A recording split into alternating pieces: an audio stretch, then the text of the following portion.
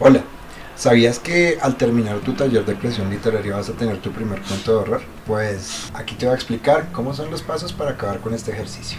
¿Qué hicimos antes? Bueno, en los primeros ejercicios diseñamos el escenario donde va a tener lugar nuestra historia. También creamos al protagonista y al antagonista del cuento. El antagonista es el mismo villano. Adicionalmente creamos una línea de eventos donde vamos a contar las 6 situaciones más importantes que ocurrieron en nuestro cuento y que nos llevan naturalmente al desenlace de la historia. Para el ejercicio número 5, que es con el que vamos a continuar, tenemos que recordar que todos los cuentos, o por lo menos la mayoría de ellos, tienen un final que sorprende al lector. Así que vamos a crear un final sorprendente, que nuestro lector no se espere. En este sentido, es muy importante que entiendas que para que el final sea valioso, no puede ser una idea desconectada de lo que ya hemos contado. Es decir, todo lo que ha ocurrido alrededor de la historia debe permitir que un lector muy inteligente sea capaz de descifrar la sorpresa que se acerca. Te voy a dar 2 ejemplos. El primero es un cuento de H.P. Lovecraft que se llama El extraño. En este cuento el protagonista nos está contando cómo deambula solitario por la noche en una ciudad. Cuando se siente persiguiendo a una persona que le genera cierto grado de desconfianza, terminamos por descubrir que realmente esa persona no es ningún villano, sino que es la próxima víctima y que el protagonista es el mismo vampiro de la historia. En nuestro siguiente cuento, que se llama La lotería de Shirley Jackson, unas personas muy pobres en un pueblo muy pequeño están peleando por ganarse un premio.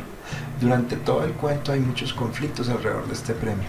Al finalizar el cuento se descubre con horror que el premio de la lotería no es otra cosa que el protagonista siendo sacrificado por las demás personas del pueblo.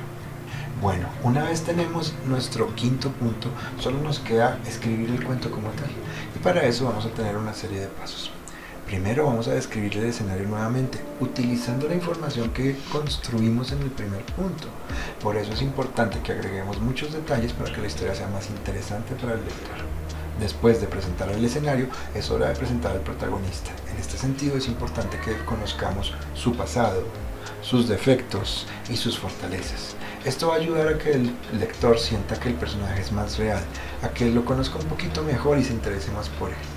Además, conocer sus defectos ayuda a justificar los problemas en los que se está metiendo, y conocer sus fortalezas va a ayudar a que cuando el protagonista reciba las trampas y los ataques del villano, sea atacado justamente en lo que él piensa son sus puntos fuertes.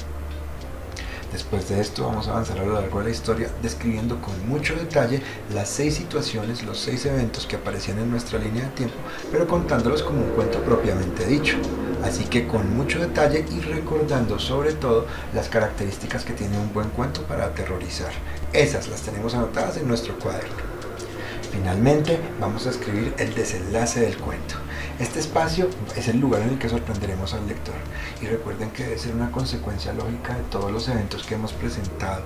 No me voy a cansar de explicarles que si el cuento termina en algo que no tiene que ver con la historia, va a ser como una especie de engaño para el lector y lo va a encontrar bastante aburrido, a decir verdad.